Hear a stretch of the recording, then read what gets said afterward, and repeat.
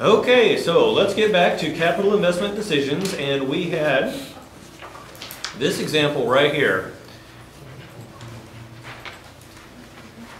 We said that when we do the general decision to replace, what we're going to do is figure out, first of all, the equivalent annual cost of the new machine, and then we're going to look at the old machine. And the first year in which the equivalent annual cost of the new machine is less than the cost to hold on to the old machine for one more year, that's when we're going to replace the old machine. By the way, stuff wears out. So here's our example. Each bullet point, so the top bullet point represents the new machine, the bottom represents the old machine. So let's do the first thing, and that is to figure out the equivalent annual cost of the new machine. It costs $9,000, requires $1,000 per year in maintenance, and has a life of 8 years. And it has a salvage value of $2,000 at the end of its life. When you're doing homework exam, sometimes you will see that $1,000 in maintenance shown as a negative operating cash flow. It's exactly the same thing. So if you see that a machine has a negative operating cash flow of $2,000 per year, you just treat it like it's a maintenance cost of $2,000 per year. So get your calculator up. CF, second, clear work. What should we put in for CF0? 9,000. 9,000. And keep in mind, it's not negative. Oh, for shame, she's late. She knows it. Okay, so we're going to put 9,000 in there. Remember, these are all expenses. They all have the same sign, so I'm not going to put a negative sign on there. Now, I'm going to hit enter and arrow down. What is C01? 1,000. Yeah, it's 1,000. Enter. And then I'm going to arrow down. What's F01? 8. Most common incorrect answer is 8. In reality, that last cash flow is different. Can anyone tell me why? Yeah, the negative cash flow. Yeah, you got the salvage value, right? You got the salvage value, and he's right. We're going to have to treat that as negative because it's cash going in the opposite direction. So what then is the correct answer for F01? How many years does that $1,000 cash flow happen in a row? 7, right? It's just 7. And then what is C02 going to be? Well, we know we've got 1,000 in maintenance, but we have that 2,000 coming back in salvage value. So that last cash flow is actually minus 1,000. It's actually minus 1,000. That usually blows people's minds, and then they come up and ask afterwards, how did you come up with that? Would anyone like me to walk through that again right now? Yep. Okay, so we are paying $1,000 every year for this thing. And so for the first 7 years, that's perfectly fine just to be 1,000. But at the end, we have to pay out 1,000 in maintenance, but also that year, we get back $2,000. Why do we get back $2,000? Because we sell the machine. So you get an outflow of 1,000, and then you've got an inflow of 2,000. Well, they're cash flows in opposite directions. That's like a negative expense if it's money coming back to you. And so 1,000 minus 2,000 gives us a net cash flow for that last period of minus 1,000. In other words, we have net 1,000 in cash coming in. So it's like a negative expense at the end. Does that help? Mm-hmm. Very good. Okay, so let's go ahead and put in our 1,000 negative, enter. Arrow down. What's that 02? Yeah, it's just 1. Only happens once. Now I'm going to, what button do I need to hit next to find the equivalent annual cost? NPV, very good. And we are told that the required return is 15%. So I'm going to put in 15, enter, arrow down, and compute. I'm getting $12,833.52. What should I do next? I'll give you a hint. I do this in case everything goes horribly wrong. Yeah, store 1. And then I hit clear until I get that number by itself. What should I do next? Well, we've already stored it. Present. Yeah, so we're going to make that the present value, but first I want to do second future value to clear out the time value of money. Now I'm going to put that in as present value. What should I put in for n? You guys are gun shy now that I've mentioned that it's actually 8 because the life of the machine is 8, right? We're trying to spread out these cash flows over the life of the machine. The life of the machine is 8 years, so we're just going to say 8n. What do I put in for I or y? 15. Yeah, 15. And then what do I compute to get the equivalent annual cost? Payment, very good. Okay, so the equivalent annual cost of the new machine is equal to $2,859.95. Is that right? Okay, now what does that mean? It means we are going to look at the old machine and we're going to say, okay, we're standing at time 0. How much is it going to cost me to hold on to this thing until time 1? If that number is less than this number, we will hold on to the old machine for another year. If that number is more than this number, we will replace the machine immediately. Now let's get into the old machine. And notice that there are 2 things going on here. Number 1, the maintenance costs are going up every year. Knowing what you know from last time about the way machines are, does it make sense that the maintenance costs go up over time? Absolutely. When the machine is brand new, likely you've got no maintenance costs. If you do have maintenance, or you've got low maintenance costs, if you do have them, maybe they're covered by warranty, who knows? But over time, those maintenance costs go up, up, up. And then on the other side, we have the salvage value. That's the money that I would receive after taxes and transaction fees for selling the piece of equipment.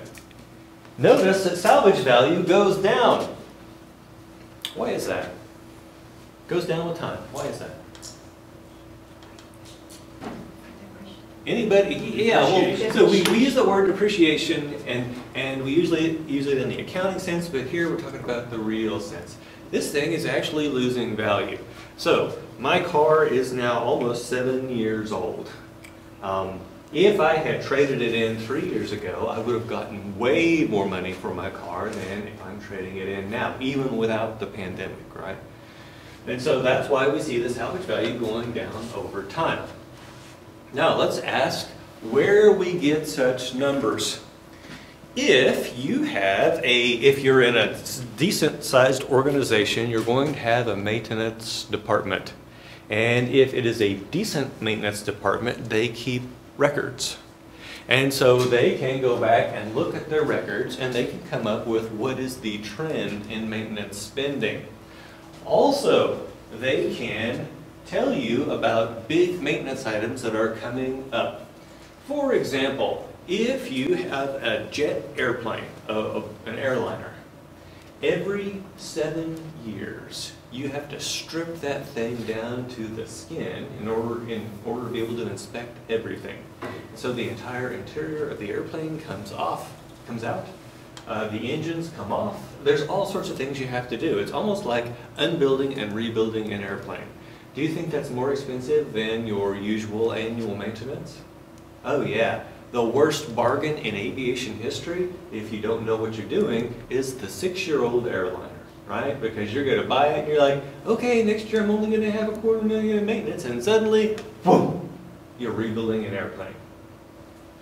Okay, so maintenance, my maintenance guy's name is Tom. Oh, for shame, she's late. Okay, so my maintenance guy's name was Tom. And I was talking to him about machine 237, and machine 237 it was getting older, and we were having this discussion about replacing it. And he said, yeah, next year, you're going to have about a $30,000 expense over and above the trend. And I said, whew, why is that? He says, because your thrust bearing has to be replaced after so many thousand hours, and you're getting there. So that kind of information could additionally come from a professional maintenance organization. Now, here's what you need to know. The higher the maintenance cost, so we get reported here, the sooner we replace the machine. And so the maintenance person might be interested in either getting the machine traded out sooner or later, so they may end up manipulating these numbers because they've got a bias. Now let me ask you this question. What do you think of maintenance people prefer, old machines or new machines? Old machines. Why? More maintenance. Yeah, it's more maintenance. By the way, maintenance people get paid by the hour. And in the United States, the first 40 hours is worked at what we call straight time. And then after that, you get what's called time and a half. There's a 50% premium per hour. And what do you think this means for when these problems get identified? OT. Yeah, so it's about 4:30 in the afternoon on Fridays. Most common time for problems to be identified. When I worked at the nuclear power plant, the maintenance people were hourly, the operators were hourly, the engineers were salaried. So they love to hang out and then get paid extra money. I got paid nothing extra for hanging around. And every Friday, almost every Friday at 4:30, there would be a, by the way, nuclear power plants are ran by ex-Navy people. And there would be an all hands on deck call. Because we've got to solve this problem. It's been identified at 4:30 on a Friday afternoon. And if you were there, you were expected to stay until the problem was solved. Was that good for the hourly people? Yeah. Was it good for me? No. No. Here's what we did. By the way, did most of the engineers need to be there? No. So here's what we did. They let us start flexing our time. And so all the engineers started working 7 to 4 on Fridays.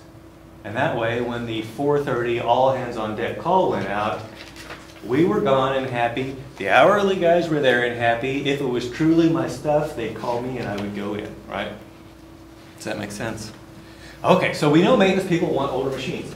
The other thing is that sometimes there's only one person who can fix a machine. The machine is so weird and old that there's really only one person in the organization that can fix the machine.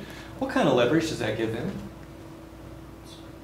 Oh, it's tremendous, right? They can make a total ass of themselves, and it's really hard to fire them because they're the only one that knows how to fix machine 237.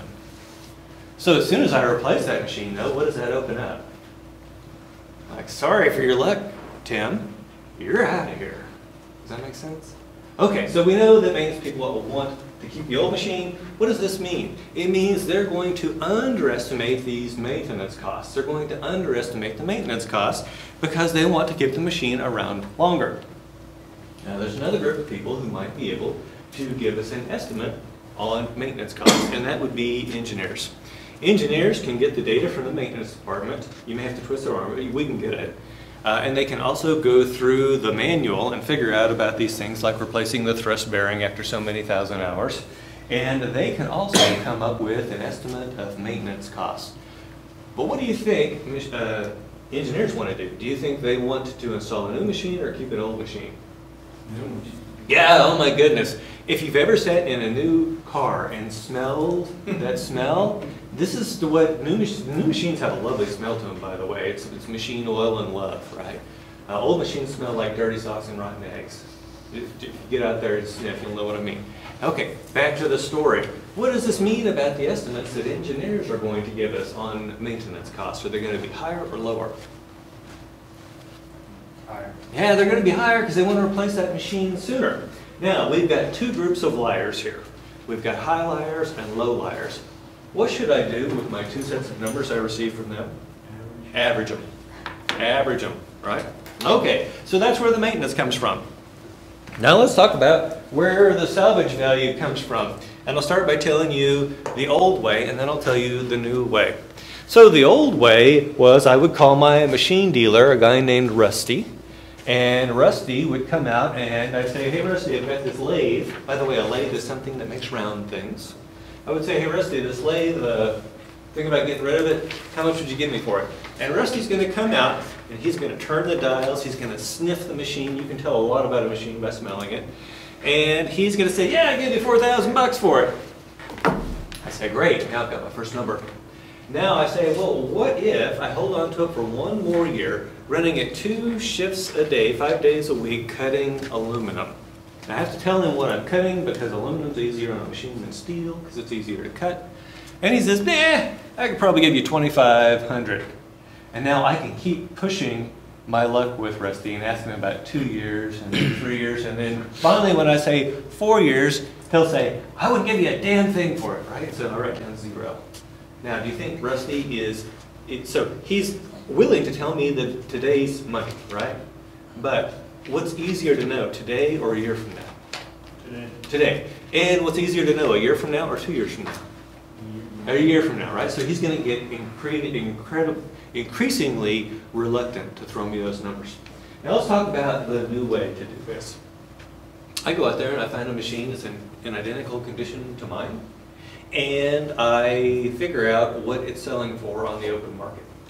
And then I find out how much is one that is 1 year older selling for, and one that's 2 years older, and 3 years older, and 4 years older.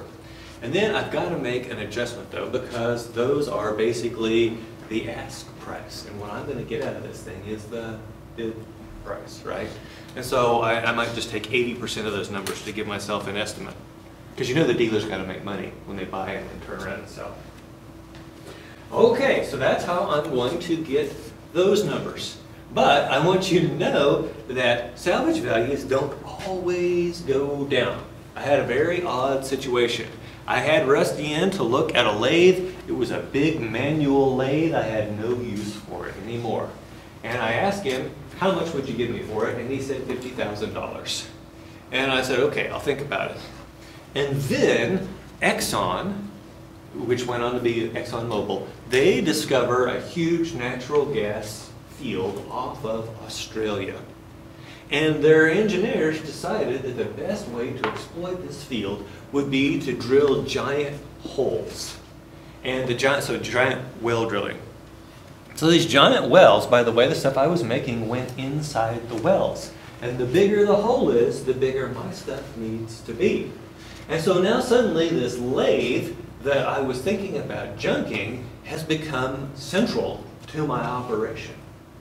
And so I call up Rusty. I'm like, hey Rusty, do you remember that lathe that you offered me $50,000 for? He said, yeah. He says, you still got it? I said, yeah, in fact, I'm looking for another one. He says, ugh.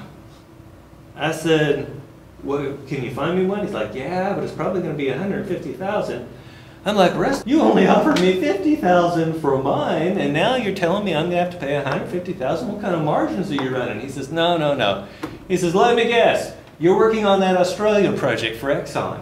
And I said, yeah. He says, everybody else is too, right? And so suddenly everybody had to start making bigger stuff to go down in these bigger well holes. Does that make sense? And so suddenly the market value of my lathe went up. Now, when we get a little further into this, I'm going to tell you a way that we can kind of hedge against that. Okay, let's go ahead and figure out, though, what is our cost for holding on from time 0 to time 1. First of all, how much are we going to have to spend in maintenance to hold on from time 0 to time 1? 1,000. Okay, and what do we get back at the end of year 1? If we hold on till year 1 and then we replace it, what do we get at the end of year 1? Yeah, $2,500. That is money coming back to us. Now there's one more thing we have to consider, and it's the opportunity cost. What did we have to give up in order to be able to hold on to the machine for one more year? 4,000. Yeah, you have to, or 4,000. You have to give up 4,000. But is it just 4,000? 4,000 a year ago, right? What's the future value 1 year into the future? Yeah, we're going to have to multiply by 1 plus r to the t. 1.15 to the first power is just 1.15. 15%. It's 15%, right? That's our cost of capital. Yeah. Okay, so what does that mean? It means that I've actually got 1,000 plus 4,600. I got 5,600 going out, 2,500 coming in, and so my cost to hold on from time 0 to time 1 is $3,100. Now, if it's going to cost me $3,100 to hold on to this thing from time 0 to time 1 versus the equivalent annual cost of a new machine, what do I do at time 0? Do I keep the old machine or replace it? Yeah, replace it. What would you rather spend over the next year? $2,859.95 or $3,100? I'd rather spend this, right? And so we would replace this machine immediately. But let's assume, for sake of argument, that this number had actually been smaller. Here's what the textbook says to do. They say, okay, look at the next year. So let's look at to hold on from time 0 to time 1. All right, so this is 0 to 1 here. Let's look at 1 to 2. How much is it going to cost me in maintenance cost? 2,000. Yeah, 2,000. And how much do I get back at the end of the year for selling it? 1,500. But what did I have to give up in order to hold on to it from time 1 to time 2? Yeah, I gave up 2,500 and the interest I could have earned on that 2,500 over the last year. Does that make sense? Okay, so now we've got, what is 2,500 times 1.15? 2,875. Thank you, 2,875. And so to hold on to this thing from time 1 to time 2 would be 4,875 minus 1,500. I think that's 3,375, is that right? Yep. Okay. Is 3,375 more than this number? Yes. And so if we hadn't replaced it at time 0, we would replace it at time 1. Now, what the book says is that you're going to go through this, and let's say it doesn't tell you to replace it until time 4. And the general idea in finance is we are going to just write down in a calendar, 4 years from today, I will replace machine 237. And what I'm going to tell you is that's a bad idea. And one of the reasons it's a bad idea is because of this change in salvage value that I just told you about. The demand for your machine might change the value of that thing. The second thing that I'm going to tell you is that the costs and the maintenance and all that on the new machine are going to change. By the way, machine costs can go up due to inflation, or they can go down due to improvements in technology. So think about big screen TVs. Mr. Nylon, do you remember how much you spent on your first big screen TV? Oh, it's probably 800 up to 40. Yeah, oh, okay. Well, let me tell you from someone who was employed at the time that big screen TVs came. Yeah, so 2006, I paid $2,600, and keep in mind those are $2,006. $2,600 for a 48-inch 720p. You bought a plasma. Oh no, it's LCD. Really? Yeah. Yeah. What would that cost you today? A few hundred if you're unlucky, right? Okay, so, and computers are the same way. Man, when I was a kid, my dad bought me a Commodore 64 in 1983. $841 all in. Yeah, because he got the monitor and the hard drive for me because he loves me. Okay, so on with the story. $841 in today's money is a boatload of money. You can go out and get a laptop for a few $100, right? I mean, it's not going to be fancy or great, but it's going to be way better than the Commodore 64. Mm-hmm. Okay, so my point to you is all these numbers are flexible. So what would I tell you to do? I would tell you to go out and gather the time 0 data and the time 1 data, and you do the analysis. If the cost to hold on to it from time 0 to time 1 is greater than the equivalent annual cost, you go ahead and replace it. If not, here's what you do. You get out your phone and you set yourself a calendar reminder. 1 year from today, reanalyze, replacing machine 237. Here's why. Those numbers on the new machine likely will have changed. The salvage value probably will have changed. In fact, salvage value could go the other way too, right? What if something came out that made your machine suddenly obsolete? What's the salvage value on it then? Almost 0, right?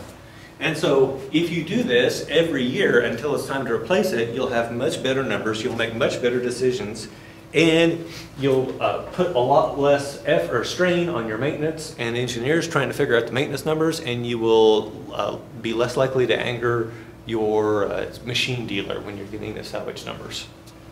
Questions? You can do that same thing with your personal car too. You can. It's harder to get the numbers. Right? Yeah. And you have to just do it present time, each time, like each year. Yeah, and so, you know, that's every year when the new models come out, you look at what's available on the new models, you look at the price of the new models, and you look at your current car. And I am very fortunate. So the last car I had before this one was only 3 years old when some teenage girl T-boned me and destroyed it. This one is almost 7 years old. And it's giving me so very little trouble. My maintenance costs are not going up like that. What do you think that does to my desire to replace that car? Yeah, it's pretty low, right? And it's still drop dead sexy. So you wouldn't use this setup to do your car, you would just, say, come up with a random number in your mind saying, okay, if my maintenance costs are 50% more than what my car is worth, kind of thing? It's really hard to know. And here's why. So with machines in a factory, there's this predictable thing because the machine has been in the same conditions forever and a day. And in fact, my machines, the newest one that I had was produced when I was 8 years old. And so these were known, and we knew that they were in an air-conditioned environment. We knew all this stuff. Think about your car and just the different weird stuff that you hit on a daily basis and the different conditions you have to park in.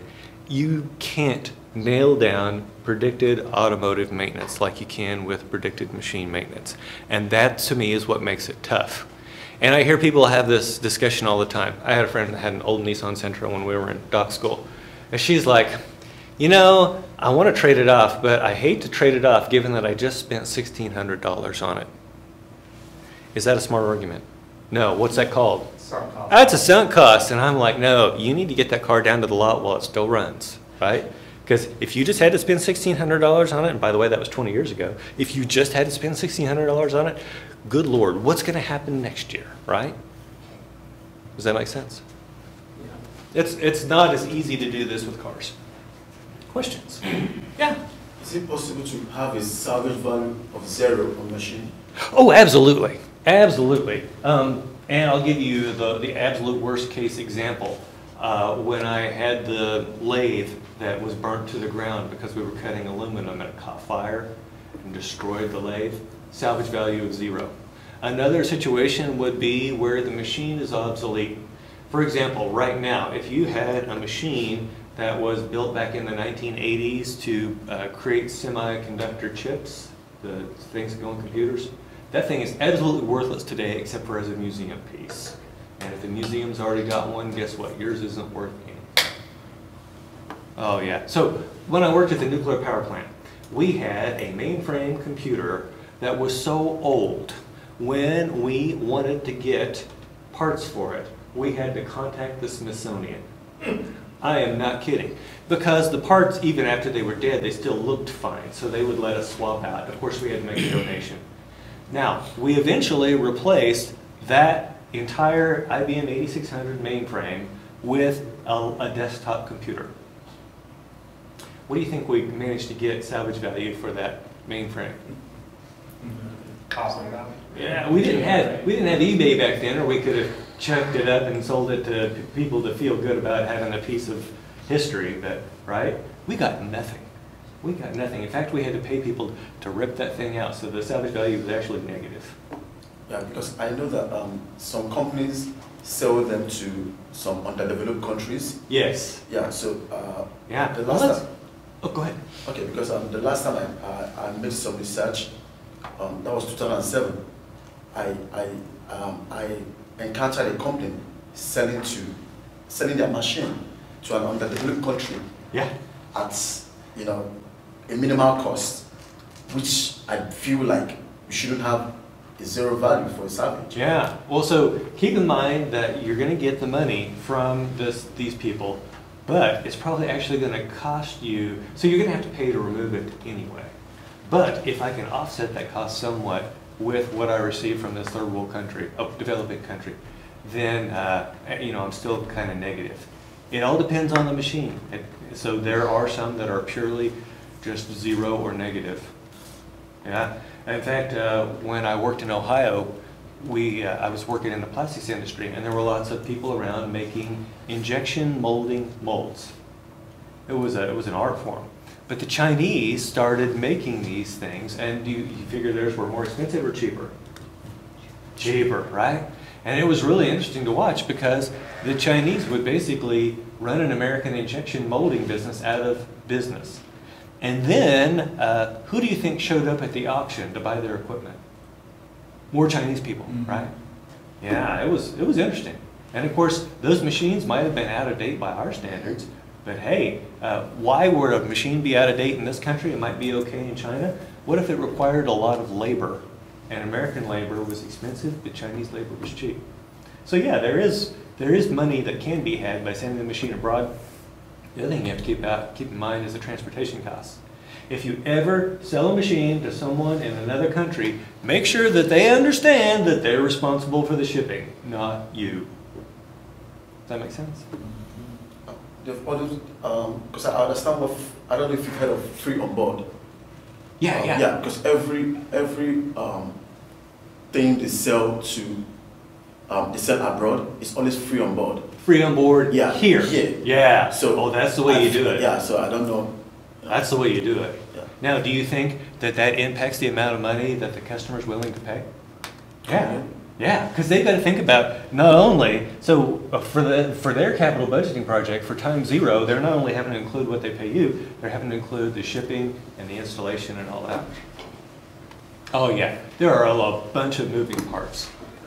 Do we typically see an exact zero salvage value? Probably not, but for purposes of our simple examples, it works. Good question, other questions? By the way, is the iron in the machine always worth something? Yeah. And so if you can manage to get it down to a junkyard, then you can get some money for it. Okay, that is all of Chapter 8. Now we are on to Chapter 21.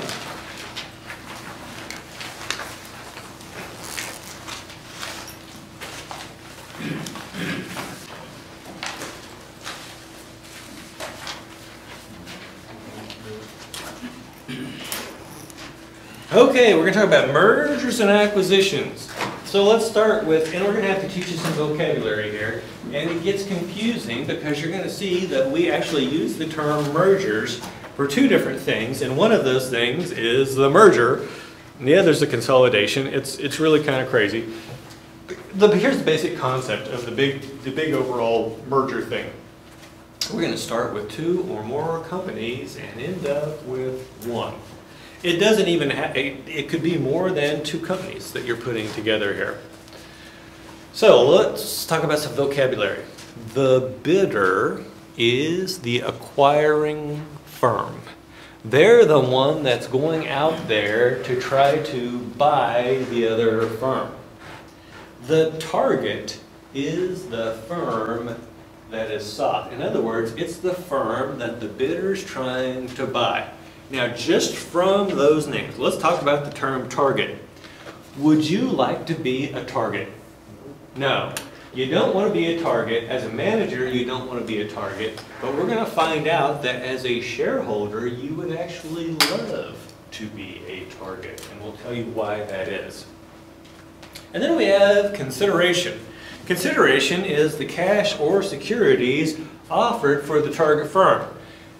Typically, we have basically three things going on.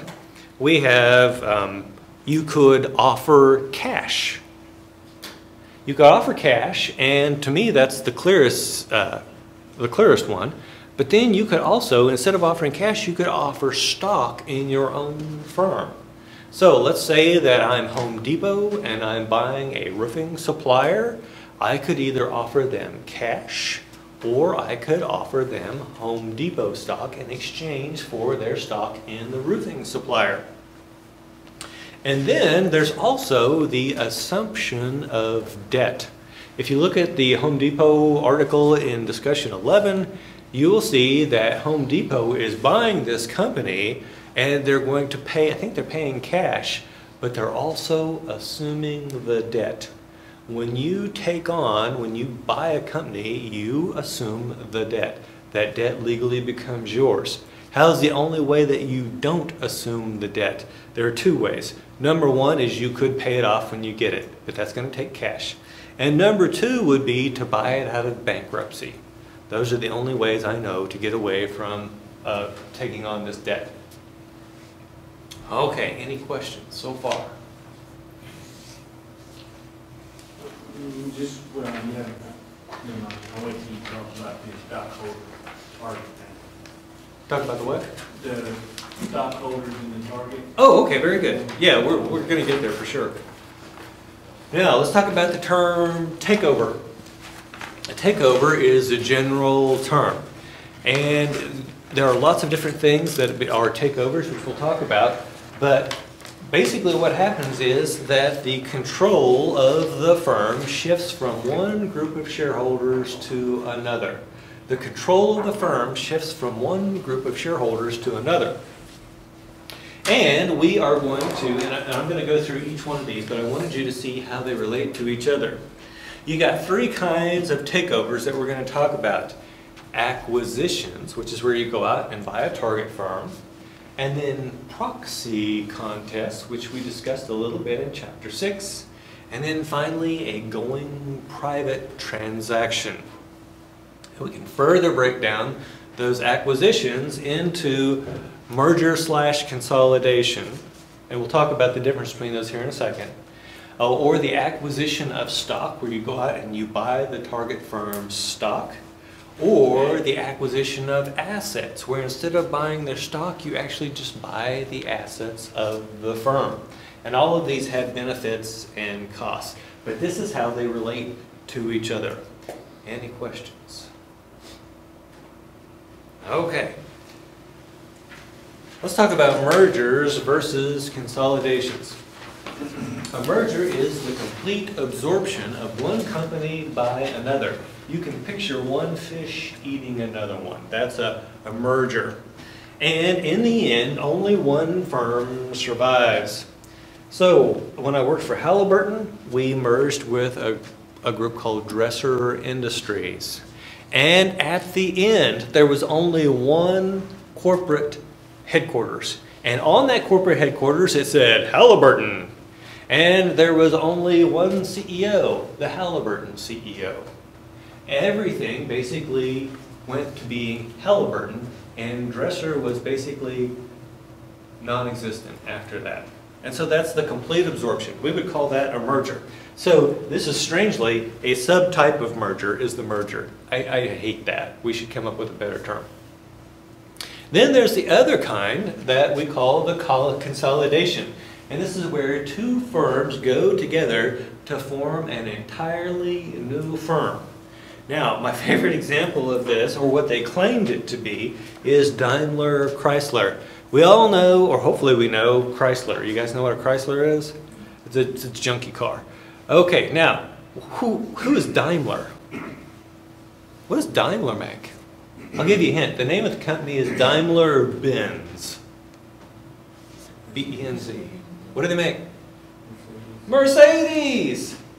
Mercedes. Now, by the way, is Mercedes a crappy car? It's considered, yeah, I'm with you, Canada, right? But it's considered by most people to be a good car. Okay, so if you roll back to the 1990s, Daimler decides to get together with Chrysler. Now, I'm already looking at this. It's kind of like when you see a couple at a party and you're like, wow, how did she end up with him, right? And that's what I'm looking at. I'm like, wow, Daimler, how did you end up with Chrysler? And they're like, oh no, it's going to be a merger of equals, and we're all going to be one happy family, and we're going to call it Daimler Chrysler. Well, there's your first clue. Is this a marriage of equals? If it were, they probably would be in alphabetical order, right? Chrysler, Daimler. By the way, the alphabet in German, same as alphabet in English, so there's no language problem here. The second clue that this was not truly what they claimed it to be was that everyone of importance in the new company was a German and spoke German and had a German name, right? How many people from Chrysler were in any position of importance after this was done? Not many. There's your second clue that this truly wasn't this consolidation, merger of equals idea. Now, how does this story end? Daimler eventually figures out that Chrysler is a ball of crap. And then they throw up Chrysler. So they tried to absorb it, it didn't work, and they throw it up. Now here's the fun thing. Chrysler looks a heck of a lot like it did when they throw it up. It looks a heck of a lot like it did when they swallowed it. If you've ever had food poisoning, you'll recognize this phenomenon. Because when you throw up, can you tell what made you sick? It's the thing that is undigested. It looks a lot like it did when it went down, right? And I know because I got food poisoning from a Hare Krishna restaurant in Prague. That's another story for another day. But there it comes, and I'm like, well, I know what made me sick, right? Now, do you think when Daimler throws up Chrysler, yeah, they know what made them sick. Okay. But in theory, that was a consolidation. In reality, it was more like a merger. And maybe that's why, in practice, we refer to all of these things as mergers. Wasn't that just so that Mercedes could break into the U.S. market better than because they used Chrysler's dealership model? So in theory, yes, but it's really more about market stratification. Was Mercedes already in the United States? Yes, but Yeah, when I was a little kid in 1970s in Joplin, Missouri, we had a Mercedes dealership, right? But who were they selling to? Rich people. Who was Chrysler selling to? Poor people. Oh wow, well, look at the opportunity. Now, think about this though, my marketing people. If your Rolex, should you be buying Swatch to improve? No, right? Does that make sense? Yeah. Oh, and so what has positively come out of that? If you know the Chrysler 300, which many of our hip-hop artists really like, that is based on an old Mercedes E-Class. So there you go. There's your benefit from a merger. Questions? Okay, so let's talk about advantages and disadvantages here. First of all, a merger is legally simple. It doesn't require the transfer of title for individual assets. So, if anybody in here own a car, what is the title for your car? What does it represent? Yeah, it's the legal certificate of ownership, right? It shows that you own that car. Now, in order to get your title, where do you have to go? The DMV. Did you hear that noise that he made? Oh my goodness. Was that a pleasant experience? No. You're going to be in there with some really interesting people who have interesting aromas and occasionally just blurt out interesting noises, right? That's the DMV. Now, is that pleasant? No. Now, imagine if you were buying a car rental company and you have to go through that process 20,000 times. Oh man, Canada says no, we're not going to do that, right? It's a big pain. And so the merger solves that because we don't have to go through all that because those assets are now just, we've consumed that company, so they are now our assets. Okay, so what are the disadvantages? Well, just a straight up merger has to be approved by a vote of the shareholders of each firm. So we remember from Chapter 6 that shareholders have the right to vote on items of great shareholder importance, and one of those things would be the selling of the firm.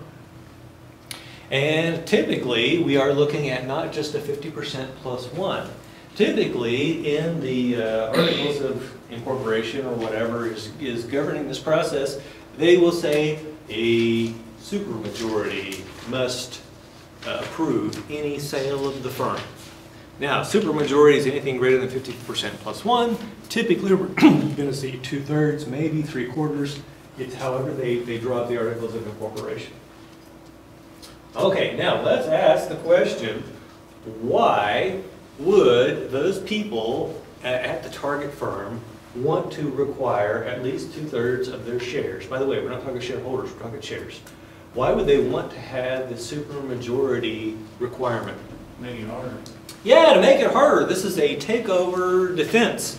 Now, why do you, as a manager, not want to have your firm taken over? They're gonna fire you. Yeah, they're going to fire you. Does that make sense? It's very seldom that the target CEO gets to stick around. I will give you one exception here. Remember the Halliburton-Dresser merger? My CEO, Dick Cheney, you may have heard of him before. Dick Cheney was the CEO of Halliburton, and he is out quail hunting with a guy named Bill Bradford. And Mr. Ingram and Mr. Nylon both know that quail hunting with Dick Cheney is a bad idea. Why? You're gonna get shot. You could possibly get shot in the face. It was an accident. Okay, on with the story. So Dick and Bill are out hunting, and Bill, I assume, is doing this the whole time. But Dick says to Bill, he's like, hey, we've really been admiring your company. And Bill says, thanks. And Dick says, we'd like to buy a dresser. Now, immediately, what does Bill start doing? Yeah, he's against the idea. And why is he against the idea? Because he thinks he's going to lose his job. But Dick says, here's what you need to know. I'm going to be running for vice president.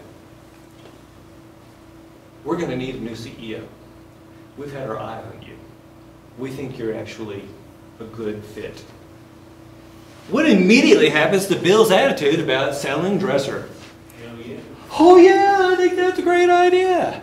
By the way, I'll give you one other example of when this happened. When I lived in Ohio, we had this bank called Bank One, and the CEO was a guy named Jamie Dimon. And J.P. Morgan Chase actually bought Bank One just to get Jamie Dimon. And what does Jamie Dimon do today? He's the CEO of J.P. Morgan Chase. That's rare. Most of the time, the target CEO gets, right? Okay, so that's a takeover defense. Now, obtaining the votes might not be easy because the target managers are likely to resist. And we know why they're likely to resist, because they don't want to lose their job. So let's talk about how this works. Let's say I'm leading Haggard Co., and I want to take over Doriani Inc. And I send a message to Ms. Doriani, and I say, Ms. Doriani, we have been admiring the work you've done at Doriani Inc., and we think that your fit would be a good fit with our firm, blah, blah, blah. Please let me know if you would be interested in discussing the sale of your firm. Now, what does Ms. Doriani do? What do you do? You're better than most managers. What do most CEOs do? What did Bill do when he thought Dick was wanting to kick? No, right? In fact, you look at it and you turn red and you feel that tingly thing on the back of your neck, and then you just throw it in your drawer and you ignore it. This is the most common response. Okay, I tell her, I'm going to give you 2 weeks to respond. After 2 weeks, I haven't heard anything from her, and so then what do? I send letters to all of her board members. Dear members of the board at Doriani Corp., we have been admiring your company for quite some time. Recently, I reached out to your CEO, Ms. Doriani, to propose a merger between our two fine firms. I have not received a response from Ms. Doriani, so I thought I would approach you directly. By the way, who really decides on selling the company? The board, right? Of course, they're going to make a recommendation and the shareholders get to vote. Okay, so what does the board do? By the way, who does the board work for? Shareholders. What's the goal of financial management? Maximize shareholder wealth. If I am buying Daryani Inc. and it's currently selling for $20 a share, how much do I have to offer in order to get those shares? I've got to offer more. That extra is what we call the merger premium or takeover premium. And so, if she's going to maximize shareholder wealth, should she have accepted the offer? Yeah.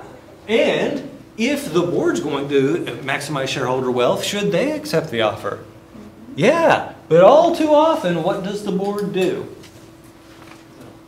Yeah, they're like, why?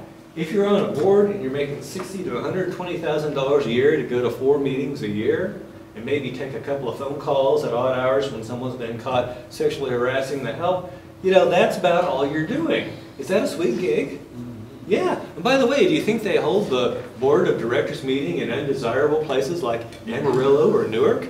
No! It's going to be Hilton Head, South Carolina, where we can all play on the course after we get through having our meeting. Right? So it's a sweet, sweet thing to be a corporate director. By the way, if any of you ever need a corporate director, you know where to find me, right? Okay. Now, so they're going to be basically against this takeover thing too.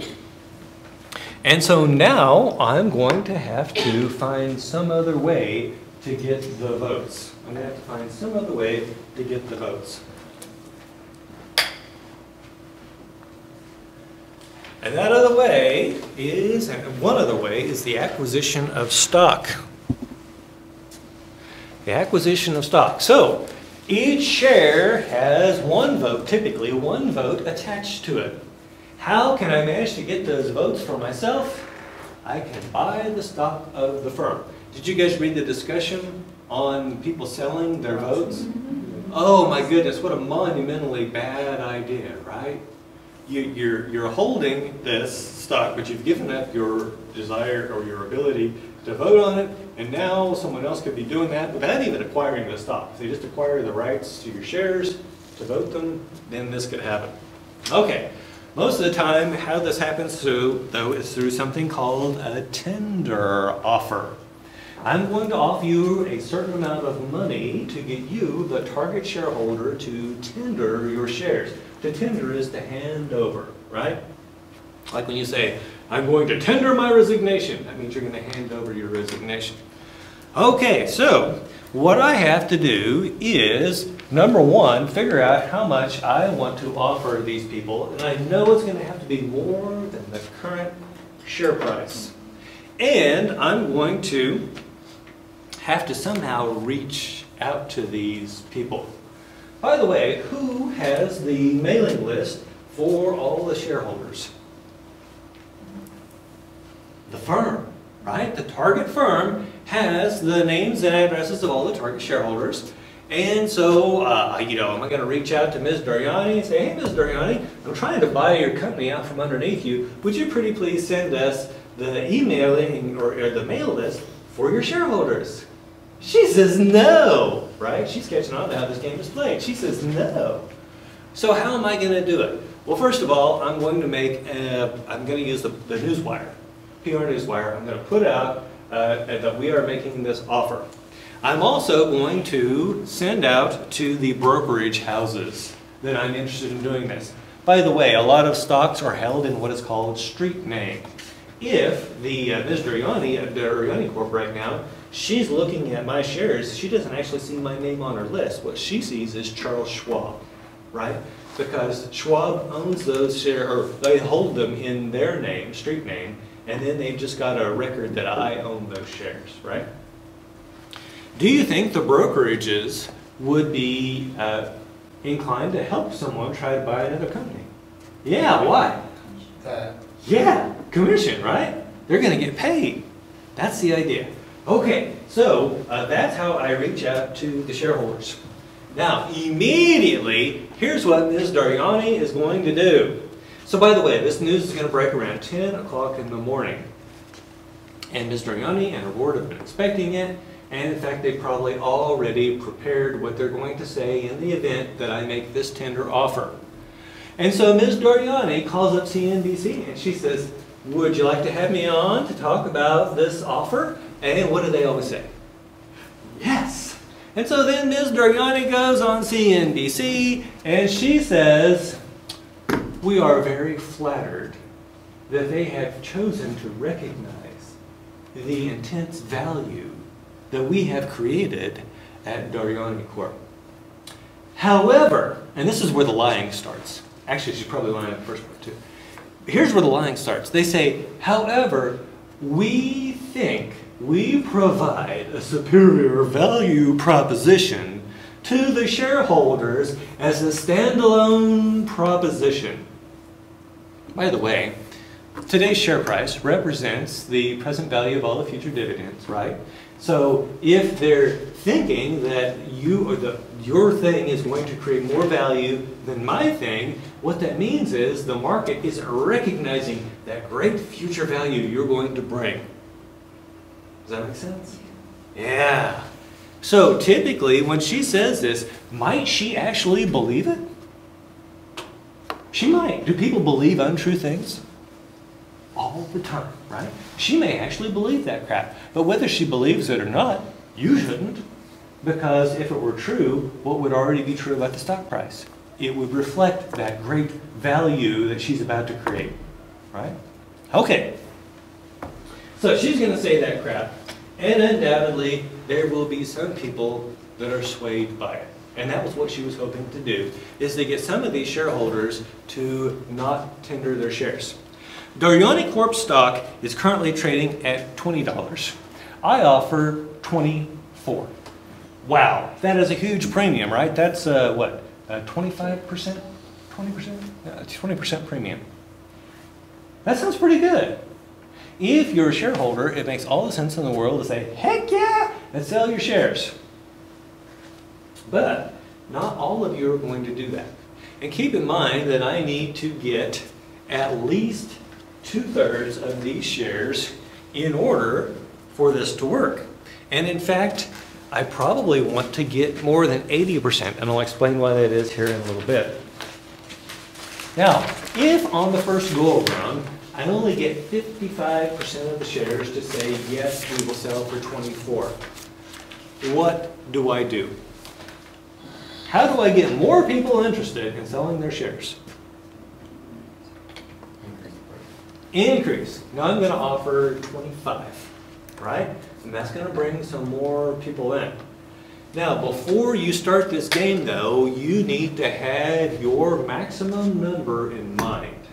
And don't go over that. Have you ever been to an auction and you see two people get into a bidding war and someone ends up paying way too much for something just because they wanted to win? Who's the real winner? The person that didn't take home the weed eater for $700, right? It's the same thing here. We want to win. And do you think CEOs are more likely to want to win than the average person? Oh, heck yeah. And so they're willing to keep ratcheting this up. That's why you need to fight the human urge and start with your top number in mind and tell your entire board what your top number is, and that way you won't go over it when you're bidding for this other company.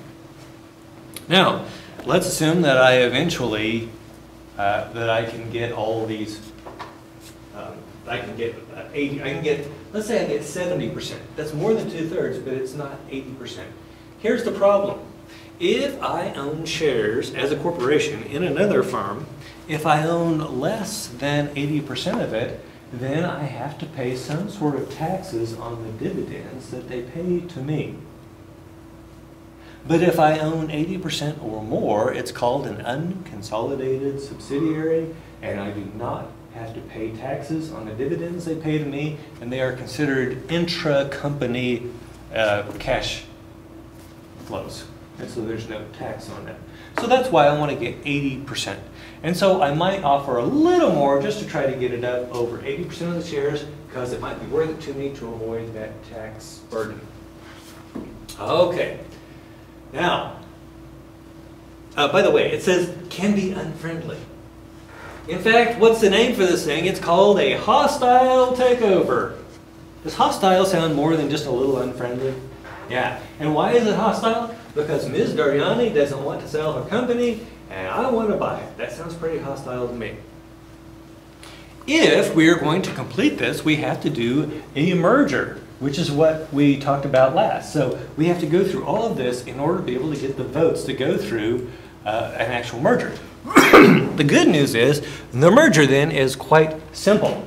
If I've already got more than 80% of the shares, I don't even have to hold a shareholder meeting of the target firm in order to approve this. In fact, it could be just me by myself in a stall at the Newark airport, and I could say, yeah, I vote my 80+% shares to do this, and it could be done. So it doesn't even require a meeting of the target shareholders.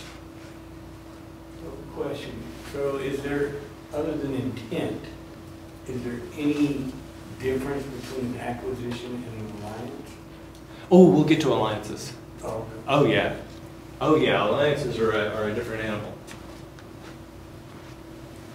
Questions?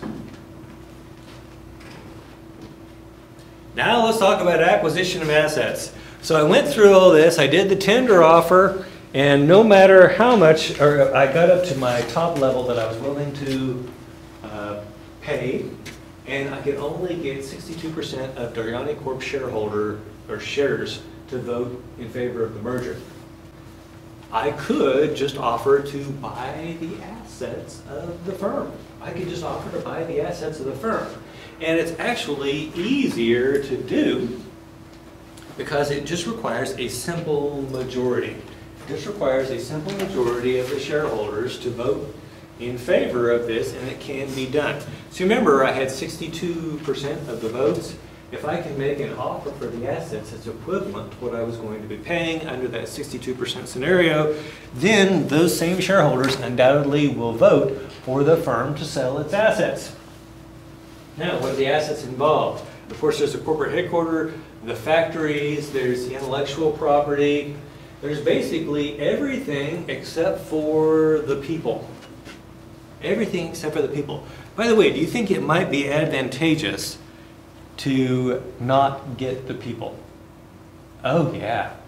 Oh, yeah. So when I was helping complete this Halliburton Dresser merger, I had to go to a dresser plant, Duncanville, Texas, on my 28th birthday. It was my job to fire 79 people. Why did we not want their people? We did not want their people because they had a union. We were a non-union shop. If we brought them in, then we would be bringing in their union. But what we did instead was fire these 79 people. Some of them were worth keeping. And we had a list of those. And as I handed out the checks on the last day, the HR person would do this when it was time for me to say, oh, and by the way, we encourage you to apply to our Beltline Road facility in Carrollton because we've heard great things about you.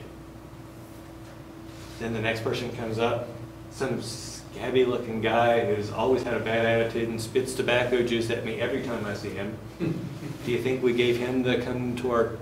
No, right? We were glad to get rid of him.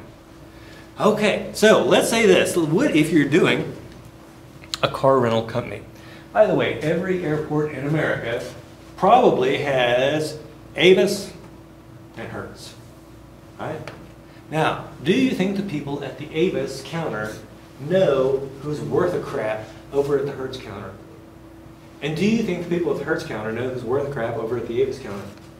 If we were to merge, or let's say that we're going to do one of these acquisition of assets where we just buy the assets of, let's say, Hertz. We're just going to buy the assets of Hertz.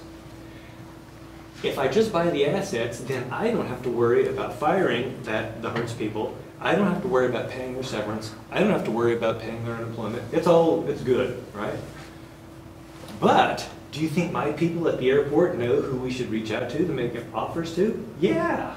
And they can come to work for us at Avis. By the way, there's 4 people at each counter. Do you think afterwards we're going to need 8 people?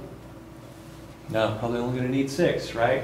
And so we only have to hire half of the Hertz people. We don't have to hire any of them if we don't want to, if we've done the acquisition of assets. If it's a merger, what do we have to do?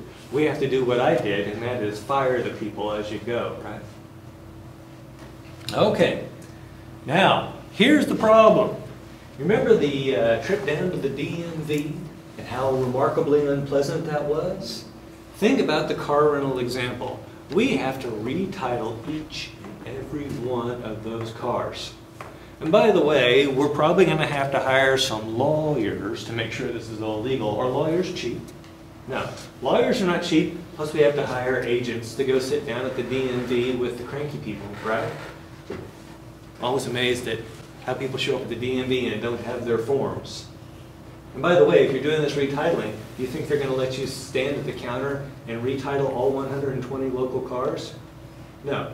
You're going to do one, and then you're going to take a number and sit back down, right? And then there's going to be some woman with facial tattoos, and she's going to come up and she's going to be missing the one piece of document she's required to get her title. Is she going to say, oh, I'm so sorry, I should go home and grab that? No, she's going to stand there and argue with it, right? And here you are sitting, holding number 3, waiting for her to finish. So it's a freaking nightmare. So this is the downside to the acquisition of assets, is that painful, painful retitling. Questions? Oh, by the way, what happens to the target firm after I buy the assets? Now you've got a firm, and it's basically the only asset of this firm is a huge pile of cash, right? And maybe they kept the corporate headquarters, I don't know, maybe we didn't buy that. But they got a huge pile of cash. What is the right thing for that firm to do at this point? The right thing for that firm to do is to pay out a liquidating dividend. Because after all, whose money is it? It's the shareholders. Now, assume they pay out the huge liquidating dividend. They still have something of value. They have their stock symbol. They've got a trading stock. At which point something could happen called a reverse merger. We used to see this back in the dot-com era. Instead of doing an IPO, one of these silicon chip companies, they actually, Arthur Treacher's Fish and Chips had a symbol that was trading, but they did one of these where they sold all the assets. Well, so this company is basically backed into Arthur Treacher's shrimp, it's hard to say, fish and chips, right? And they took over that symbol. And of course, then they got the symbol changed. So it saved them money on an IPO. It saved them having to disclose some information in IPOs. Move forward about 20 years, and we had lots of Chinese firms doing these reverse mergers. The reason why is that their books would likely not survive the scrutiny of the IPO process because they're cooking the books, but they could survive the minimal scrutiny that was required in doing one of these reverse mergers. As a result, the SEC has been cracking down on these. And so these leftover shell companies are not nearly as valuable as they used to be. Questions? So if the company acquires 62%, and they've acquired it, right? But they couldn't get to 66, or it was just a suggestion? Aha, okay, so here's what we did, is we put that tender offer forward, and we asked people, will you sell? We haven't actually bought any stock yet. So they're not out anything? Nope. Just the cost of mounting the tender offer. Okay, I think we can get through these. Let's talk about the different classifications of acquisitions. We've got what are called horizontal acquisitions, where you buy people that are more or less in the same business as you. A while back, T-Mobile acquired Sprint. They were in exactly the same business. That is a horizontal acquisition. If you had two cable companies that got together, that would be a horizontal acquisition. Now, problem here is that a horizontal acquisition may create some concerns about monopolies, right? Anti-competitive behavior. And so the government's going to have greater scrutiny on stuff like that. Those are horizontal acquisitions. Vertical acquisitions, the target and the bidder are at different stages in the production process. So, for example, if you own a refinery, an oil refinery, you could, and this actually happened, Valero Refinery down in Texas, They buy a bunch of gas stations after the ExxonMobil merger. That would have been a vertical acquisition because now they're controlling two steps in the same value chain. Not only are they refining the oil, they're also selling the gasoline. What else could they do vertical acquisition wise? They could go out and buy an oil well company. So someone that is operating, they're called operators, people that are operating oil wells and producing crude oil. Now, why would that be beneficial? Let's assume the price of crude oil goes through the roof. And you are Valero. You have been buying your oil on the open market. When the price goes through the roof, do you think it's possible that you might not be able to get your hands on oil? Yeah, but if you had oil wells, you still could, right? So it's kind of insuring your business. So if I buy my supplier has less opportunity to mess things up for me. So that's vertical acquisition. Now, there are business reasons for horizontal acquisitions. There are business reasons for vertical acquisitions. Things get a little tougher when we talk about conglomerates. A conglomerate is where a firm buys a firm in a totally different field. And I'm going to give you the example of Sara Lee. Sara Lee, if you roll back to the by the way, let's roll back all the way to World War II. The men are off fighting. Who is working in the factories building the airplanes and the tanks? Women. And after the war, the men come home, and some of the women are pleased to go home. They're tired of it, right? But some of them are like, hey, I like having my own money, right? I like working. It's certainly better than staying at home with those brat kids. And so a lot of them stayed in the working world. Now we have a problem though, because traditionally mom has been responsible for fixing the food, right? And in fact, your ability to cook a good meal was very strongly linked with your quality as a mother, for better or for worse. Now, do you think, by the way, anyone here ever see their mom make an apple pie by hand? Is that an easy process? It is a huge pain in the butt. It would make my mom so surly, we would like try to avoid her for the next 3 hours. Well, okay. So now, Sara Lee says, wait a minute. We can make these pies that you can buy at the store on your way home from work, and you can slip it into your oven before dinner, and you can have hot apple pie for your family, whom you love, at the end of the meal. Isn't that great? Yeah, it's good for mom and dad and the kids. And by the way, the pie tastes better than my mom's, right? They've been working at it a lot longer than she has, right? Okay, so back to the story. Sara Lee, this pie thing takes off, and people love it. But there are only so many pies you can sell. They saturated the market. So they're looking for growth. And they say, well, we should probably get into a related area. And so the next thing they get into is bread. By the way, bread and the frozen pies, the customer base is exactly the same, right? And so there's some overlap there. There are some differences though. How long do you think the frozen pie lasts in the freezer? Well, in your freezer perhaps, but in Sara Lee's freezer, it lasts a while, right? And so your supply chains don't have to move at this breakneck speed. How long does a loaf of American bread last? For a week. I've managed to get 2. I think they're coming up with better preservatives. Now, I will tell you this. I went to China, and my wife and I are wanting to have peanut butter and jelly sandwiches because that's a disgusting thing Americans eat, right? And it's something that won't give us food poisoning. And so we go to the store, and they have all these tiny loaves of bread. I'm like, why are the loaves of bread so tiny? And so we take the bread home, and on the first day we eat sandwiches, and it's good. And the second day we eat sandwiches, and it's good. And on the third day when we go to eat our sandwiches, guess what? It's already molded, right? So why am I telling you this? The bread spoils.